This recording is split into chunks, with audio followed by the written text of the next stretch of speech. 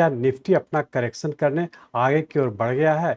क्या होगा coming week में? निफ्टी का लोअर स्टॉप लॉस लेवल क्या है? स्टॉप लॉस का game changing critical role web power कैसे देता है एक सटीक स्किलफुल अप्रोच? अनुभवी ट्रेडर हो या ट्रेडिंग मार्केट में बिगनर, कैसे पाएं न्यू एनालिसिस में एक्सपर्टीज? नमस्कार दोस्तों, स्वागत है आपका डॉक्टर संजय के यूट्यूब चैनल में। दोस्तों, आज मैं doctor Sanjay Sinha, technical analyst working on new web since last 28 years.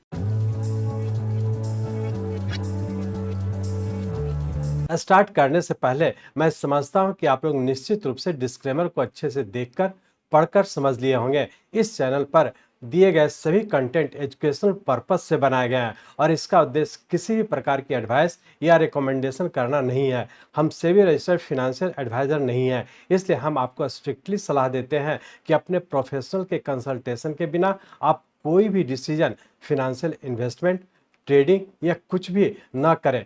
कुछ भी प्रॉफिट या लॉस होता है तो उसके लिए रिस्पॉन्सिबल आप खुद होंगे। ये चैनल न्यू वेव एनालिसिस के लिए समर्पित है। इस वीडियो में हम साझा करेंगे हर डिप पर बाई करने की स्ट्रेटजी। हम राइज के दौरान शॉर्ट पोजीशन अवॉइड करने पर फोकस करेंगे। अभी निफ्टी वेरी शॉर्ट टर्म में ऊपर कंटिन्यू है। लोअर स्टॉप लॉस लेवल को ट्रेल करना सीखें। निफ्टी के लाइव चार्ट पर वेव को काउंट करना सीखें। हम वीडियो में ट्रेडर्स और इन्वेस्टर के लिए न्यू एनालिसिस को प्रभावी ढंग से लागू करने के लिए प्रैक्टिकल टिप्स और बेस्ट प्रैक्टिसेस प्रदान करते हैं। हम शॉर्ट पोजीशन से बचने पर जोर देते हैं। जाने कि कैसे न्यू वेव के सिस्टमैटिक अप्रोच से लगातार सक्सेस पाया जा सकता है। हम व्यूअर्स को सेल्फ लर्निंग के लिए इनकरेज करते हैं। आए इस यूट्यूब वीडियो से देखें और समझें। तो बिना देरी किए हर डिप को अवसर में बदलने और इन सभी चीज़ों को समझने के लिए चलिए हम लोग चलते हैं निफ्टी के रियल टाइम चार्ट पर। ये निफ्टी का हम लोग का डेली चार्ट है। इस डेली चार्ट में हम लोग देख रहे हैं कि हम लोग का 26 अक्टूबर 2023 से एक मीडियम टर्म का राइजिंग ट्रेंड कंप्लीट किया था, जिसके तहत यहाँ से हम लोग ऊपर 13th वेव के फॉर्म में ऊपर कंप्लीट करके और यहाँ पे करेक्शन में इंटर किए थे।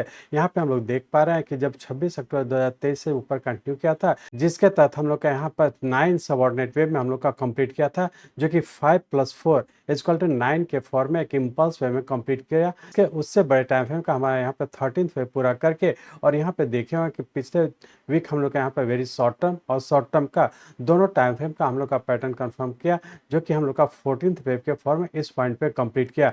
इस तरह से हम लोग कह सकते हैं कि 26 अक्टूबर 2023 से जो हम लोग का मीडियम टर्म का राइजिंग ट्रेंड था, ये हमारा 3 जून 2024 को हम लोग का 13th वेव के फॉर्म में ऊपर कंप्लीट किया, जिसका सबऑर्डिनेट वेव 5+4 के फॉर्म में हम लोग इस पॉइंट पे कंप्लीट करके और पूरे का एक करेक्शन पूरा करके और पुनः हम लोग फिर से यहाँ पे राइजिंग ट्रेंड में इंटर कर चुके। तो अब हम लोग ये कह सकते हैं कि यहाँ पे हम लोग का 14th वेव पूरा करके और पुनः हम लोग 15th वेव के फॉर्म में ऊपर कंटिन्यू कर चुके।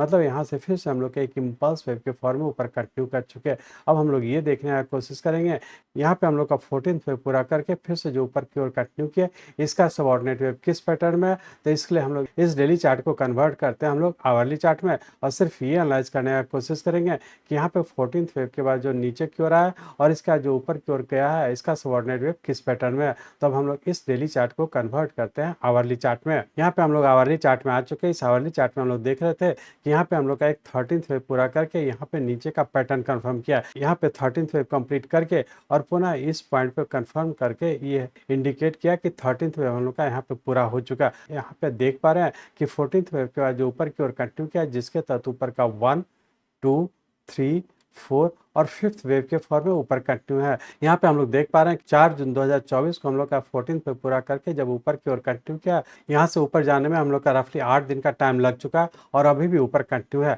और हम लोग का अभी किसी भी टाइम फ्रेम का हम लोग का लोअर स्टार्टिंग लेवल ब्रेक नहीं किया। ये अपने आप में इंडिकेट कर रहा है कि यहाँ से जो ऊपर की ओर कंटिन्यू किया, जिसके तहत ऊपर का 1, 2, 3, 4 5th वेव के फॉर्म में ऊपर कंटिन्यू किया और इस 5th वेव का भी सबऑर्डिनेट वेव 5th वेव यहाँ पे सब डिवीजन होकर के ऊपर की ओर कंटिन्यू किया है, जिसके तहत हम लोग यहाँ पे देख रहे हैं कि इस 5th वेव का ऊपर की ओर जो कंटिन्यू किया, जिसके तहत ऊपर का 1, 2, 3, 4 और 5th वेव के सबऑर्डिनेट वेव में हम लोग ऊपर कंटिन्यू है। तो अब हम लोग ये कह सकते हैं कि अभी हम लोग का 5th वेव अभी भी ऊपर कंटिन्यू रहने की संभावना है। तो अब हम लोग ये कह सकते हैं कि इंट्राडे का लोअर स्टार्टिंग लेवल को फॉलो करते हुए आगे की ओर कंटिन्यू रखेंगे। पूरे वीक में क्या होने की संभावना है, यहाँ से जो ऊपर की ओर कंटिन्यू किया, जिसके तहत ऊपर का 1, 2, 3, 4 और 5th वेव में है। तो यहाँ पे हम लोग देख रहे हैं कि इस 5 सबऑर्डिनेट वेव में सबसे छोटा वेव हम लोग का फर्स्ट वेव है। तो इसलिए हम लोग अभी इस आवर्ली चार्ट को कन्वर्ट करते हैं हम लोग 30 मिनट के चार्ट में। यहाँ पे हम लोग 30 मिनट के चार्ट में आ चुके हैं। यहाँ पे हम लोग देख रहे हैं, यहाँ पे हम लोग का करेक्शन पूरा करके और इसके बाद पुनः हम लोग ऊपर की ओर कंटिन्यू किया। ये लोएस्ट पॉइंट हमारा 0 पॉइंट हो गया और यहाँ से जब हम लोग ऊपर की ओर कंटिन्यू करें तो यहाँ पे देख रहे हैं कि ये हम लोग का ऊपर का 1, 2, 3, 4 और 5 वेव के फॉर्म में ऊपर कंटिन्यू किया है। इस 5 वेव का भी सबऑर्डिनेट वेव के तहत ऊपर का 1, 2, 3, 4 और उसका हम लोग यहाँ से 5th वेव के फॉर्म में ऊपर कंटिन्यू किया है। तो अब हम लोग ये कह सकते हैं कि इस 5th वेव के तहत भी हम लोग ऊपर देख रहे हैं कि ऊपर का 1, 2, 3, 4, 5 और उसका यहाँ पे करेक्शन दे करके 6 और 7th वेव के फॉर्म में ऊपर कंटिन्यू किया है। तो अब हम लोग छोटे टाइम फ्रेम में भी देख रहे हैं कि हम लोग का अभी ऊपर कंटिन्यू किया हुआ है। तो अब हम लोग ये कर सकते हैं कि यदि हम लोग का इस ये राइजिंग ट्रेंड के तहत सबसे छोटा वेव हम लोग का फर्स्ट वेव है और उससे बड़ा हमारा थर्ड वेव है और बहुत ज़्यादा संभावना है कि 5th वेव हम लोग का सबसे बड़ा होने की संभावना है। जैसा कि आप लोग को पता है, जब हम लोग का subordinate wave 5th wave extended होता है तो उसके बाद हम लोग का 4th वेव तक आने की संभावना बहुत कम होता है। तो हम लोग ऐसा कर सकते हैं कि पूरे वीक की यदि बात करें, पूरे वीक के लिए रेंज बाउंड के तहत ऊपर का 23,650 और नीचे का 23 इसी रेंज बाउंड में रहने की संभावना। और जो पूरे वीक के लिए लोअर स्टार्टिंग लेवल होगा, पिछले वीक में हम लोग लोअर स्टार्टिंग लेवल दिए थे जिसको जो कि first trailing lower starting level था 22,200 का।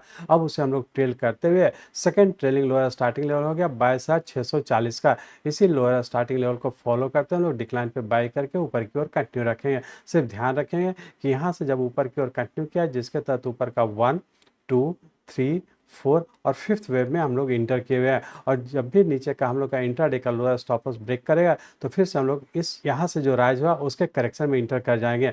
पूरे वीक के लिए हम लोग का second trailing lower starting level होगा 22,640 का। इसी स्टार्टिंग लेवल को फॉलो करते हम लोग नीचे पर डिक्लाइन पे बाई करके ऊपर की ओर कंटिन्यू रखेंगे। ध्यान रखेंगे कि अभी भी हम लोग का ऊपर कंटिन्यू जब तक कि इंट्राडे का स्टार्टिंग लेवल ब्रेक नहीं करता अभी भी हम लोग ऊपर ही रहने की संभावना है। अब हम लोग ये देखने का कोशिश करें कि ट्यूसडे को क्या होने की संभावना है। तो उसके लिए हम लोग इस 30 मिनट के चार्ट को 15 मिनट के चार्ट में कन्वर्ट करते हैं। यहाँ पे हम लोग 15 मिनट्स के चार्ट में आ चुके हैं। इस 15 मिनट्स के चार्ट्स में हम लोग देख रहे हैं कि यहाँ पे हम लोग का 5th वेव के फॉर्म में ऊपर कंटिन्यू और अभी भी ऊपर रहने की संभावना है। तो ट्यूसडे के लिए रेंज बाउंड के तहत हो सकता है कि ऊपर का 23,600 और नीचे का 23,300 इसी रेंज बाउंड में रहने की संभावना। लेकिन ट्यूसडे के लिए हम लोग का लोअर स्टॉप लॉस होगा 23,100 का। इसी इंट्राडे के स्टॉप लॉस को फॉलो करते हैं हम लोग डिक्लाइन पे बाई करके ऊपर की ओर कंटिन्यू रखेंगे। सिर्फ ध्यान रखेंगे कि जब इंट्राडे का लोअर स्टॉप लॉस ब्रेक करेगा तो बहुत ज़्यादा संभावना है कि हम लोग का यहाँ से जो राइज रहा है उसके पूरे करेक्टिव फॉर्म में इंटर हो जाने की संभावना है। तो फाइनली हम लोग ये कह सकते हैं कि अभी हम लोग का इंट्राडे में भी राइजिंग ट्रेंड में है। उसके लिए नीचे का स्टॉप लॉस 23,100 को फॉलो करेंगे। यदि पूरे वीक की बात करें तो वीक में भी हम लोग का अभी ऊपर कंटिन्यू है और लेकिन वीकली पॉइंट से ऊपर कहीं ना कहीं पूरा भी होने की संभावना है। और जब भी हम लोग का इंट्राडे का स्टॉप लॉस ब्रेक करता है तो पूरे वीक के करेक्शन में इंटर कर जाने की संभावना है। तो पूरे वीक के लिए भी हम लोग ये कह सकते हैं कि ऊपर कहीं ना कहीं पूरा करके करेक्शन में इंटर करने की संभावना है। तो जब भी हम लोग का इंट्राडे का नीचे का स्टॉप लॉस ब्रेक करता है तो उसके बाद हम लोग का वीकली पॉइंट से हम लोग नीचे करेक्शन में इंटर कर जाने की संभावना। इंट्राडे या वीकली पॉइंट से नीचे आता है तो नीचे करेक्शन में रहने पर हम लोग का लोअर स्टॉप लॉस जो रखेंगे 22,640 का। तो हम लोग ये कह सकते हैं कि वीकली पॉइंट से 22,640 का स्टॉप लॉस को फॉलो करते हुए डिक्लाइन पे बाय करके ऊपर की ओर कंटिन्यू रखेंगे।